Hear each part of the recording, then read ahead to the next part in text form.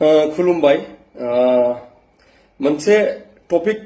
सावरायनो थाखाय आं नैबे भिडिअखौ बानायदों बिबानखौ रावबो होआखै नाथाय सावरायनायनि सारा जेबो राहाबो गैया नालाय बेखायनो सावरायनो थाखाय आं नैबे भिडिअखौ बानायदों क'क्राझार जों बयबो मिथिखागौ बर'फोरनि उथुमै बड'लेण्डनि राजथावनि क'क्राझार आरो बे क'क्राझाराव हाबलांनाय नेशनेल हाइवेनिफ्राय हाबलांनाय जायगायाव कारिगाव जायगानि मुङा कारिगावआव मोनसे गेट बानायदों क'क्राझाराव हाबनाय वेलकाम गेट बर'फोरखौ इमोशनेलि अत्याचार खालामनो हानाय जेसेबां एलिमेन्ट दं बे गासैबो एलिमेन्टखौ लानानै लुफुंनाय बे मोनसे गेट मोजां बाथ्रा इमोशनेलि एटाचमेन्ट मोनसे थानो नांगौ मोजां बाथ्रा नाथाय बे गेटआव जोङो बर' राव मोनसे सोदोब नुनो मोनासै दस्राखौ बाद दोन बे बरायबाय आरो गोजोनथों बे मोननै सोदोबखौ जोङो बे गेटआव नुनो मोनासै आरो बेखौ लानानै आं सावरायनो नागिरदों जों बयबो मिथिखागौ बिटिसि बड'लेण्ड मुभमेन्टनि बाथ्रा माबादि बिटिसि दाजाखो बिएसि बिटिसि बिटिआर माबादि बे गोलाव समनि बर'फोरनि जिउ बावनाय सरासनस्रा बर' सुबुंफोरा अत्याचार खालामजानाय गाग्लोबजानाय गाख्रुबजानाय जोख्रुबजानाय बुख्रुबजानाय गोबां बर' बिमाया जिनाहारि खालामजानो गोनां जानाय मोनसे सिटुएशन बे बेसेबांबा सेक्रिफाइस दङ जों बे हालामखौ मोनदों बिटिसिखौ आरो बे बड'लेण्ड मुभमेन्टनि गोबां रिजन दङ नाथाय बिनि गुबै जा फुंखामोन बे जागायजेननायनि सेन्टिमेन्टनि बे जाबाय बर' रावखौ लानानै जानायमोन आरो बेबादि मोनसे डेडिकेशन सेक्रिफाइसनि उनाव बर'फ्रा 2003 बिटिसि एकर्ड मोनबाय आरो बे बिटिसि एकर्डआवनो बर' रावा 8 सिडिउलाव हाबबाय इन्डियान कनस्टिटिउशननि 8 सिडिउलाव हाबबाय 6 सिडिउल जों मोनबाय दा बाथ्राया मा जादों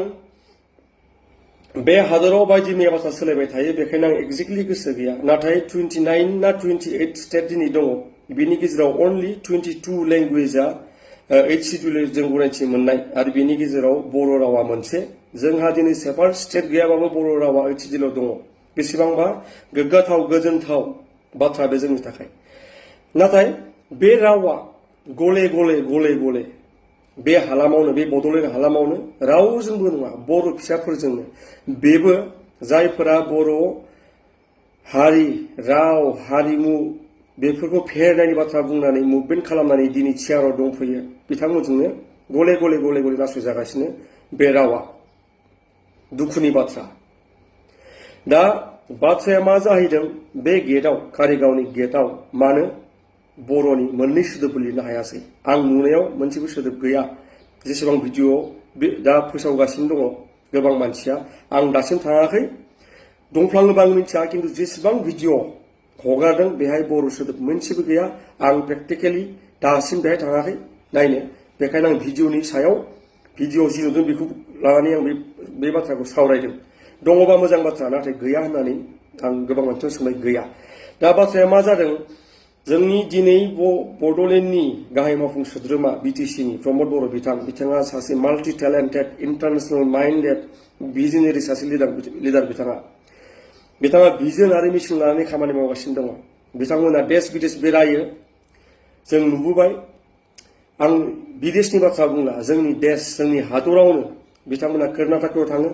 कर्नाटकआव बिथांमोना बहाबा नुफेरदों नामा कानाडा राव बाहायो बिथांमोना तामिलनाडुआव थाङो बिथांमोना नुदों नामा तामिल राव बाहायो बिथांमोना दिनै आसाम जों आसामाव दङ असमियाफोरखौ मालाबा नुदों नामा असमिया राव बाहायो गुवाहाटियाव स्पेसियेलि सरकारि जायखिजाया इनस्टिटिउटआनो जाथों जायखिजाया गेट बायदि मैया माबाया जाथों बेहाय माब्लाबा असमिया राव बाहाय नुदों नामा बिथांमोना थाङो नागपुराव थाङो महाराष्ट्र नागपुराव बिथांमोना माब्लाबा माराठी राव बाहाय नुदों नामा बिथांमोना पुनेयाव थाङो पन्चगनि होननाय मोनसे जायगायाव जेराव बिराद गिदिर मोनसे IFC होननाय मोनसे NGO दङ बिथांमोना पुनेयाव माब्लाबा माराठी राव बाहाय नुदों नामा बहाबाफोर इंलिशल' बाहायनाय नुदों नामा सरकारि जायखिजाया प्रग्रामाव सरकारि जायखिजाया गेटआनो जा वाट एभार इनस्टिटिउटआनो जाथों बिथांमोना नुफेरदों नामा बहा नुदों बिथांमोना अब्ला बिथांमोन बायदि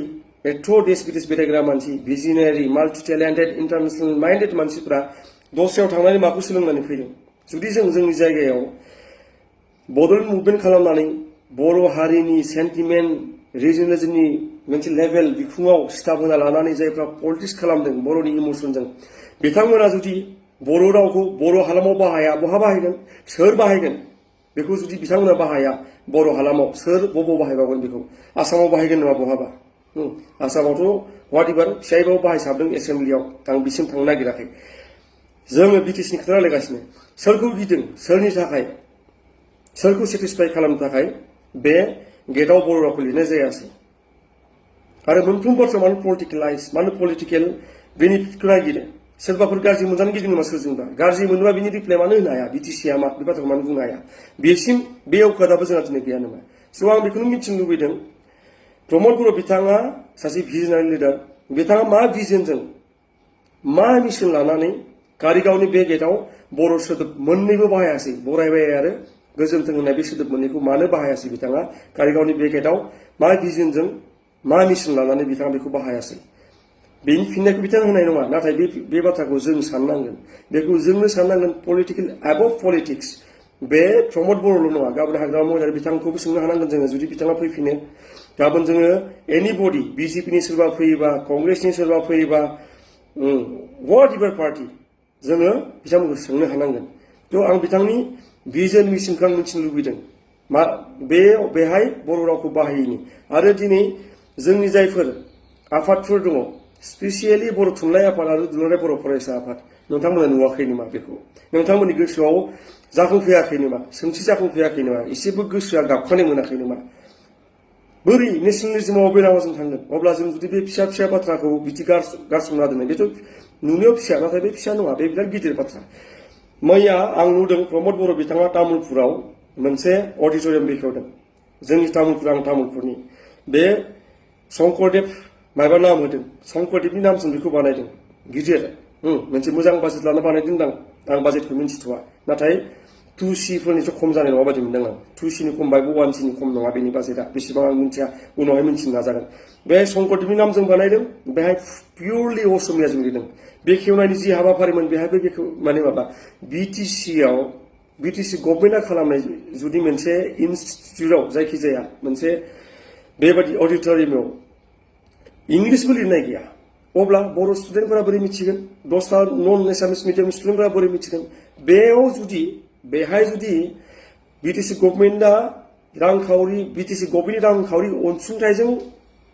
लुफुंजानाय बे अडिट'रियामाव शंकरदेबनि नामजों जुदि जानो हायो आरो बेबो जुदि पियरलि असमियावल' बर' सोदोबखौ बाद दोन मोनसेबो इंलिस सोदोब गैयालासिनो बेखौ जुदि बिथांमोना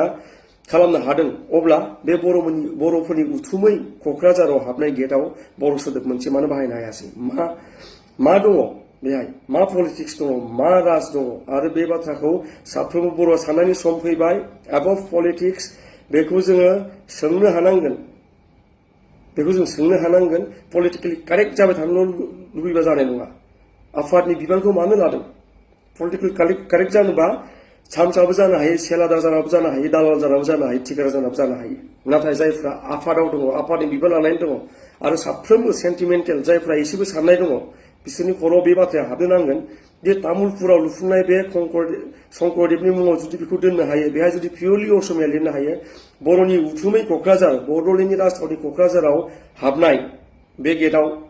देश बिदेश बेरायना फैनाय सासे दैदेनगिरि प्रमद बर' बिथांनि हल टीमा एजुकेटेड हाइलि एजुकेटेड बिथांमोना सेन्टिमेन्टनि खोथा बुङो बिथांमोना दिनै बिजेपिनि खोथा बुंदों बिजेपिया ओरै खालामनो फैदों होननानै अब्ला डिफारेन्सआ मा बिथांमोना रिजनेलिजमनि खोथा बुंदों नेसनेलिजमनि खोथा बुंदों बर'फोरा खौसे थानांगौ थिग दङ मानिबाय अब्ला बिजेपिजों डिफारेन्सआ मा जागोन जुदि बर'नि सेन्टिमेन्टजों फैनाय मोनसे पलिटिकेल पार्टिया बर' सोदोबखौ जुदि क'क्राझार बायदि जायगायाव बाहाया अब्ला बहा बाहायगोन आरो डिफारेन्सआ मा जागोन बिजेपिजों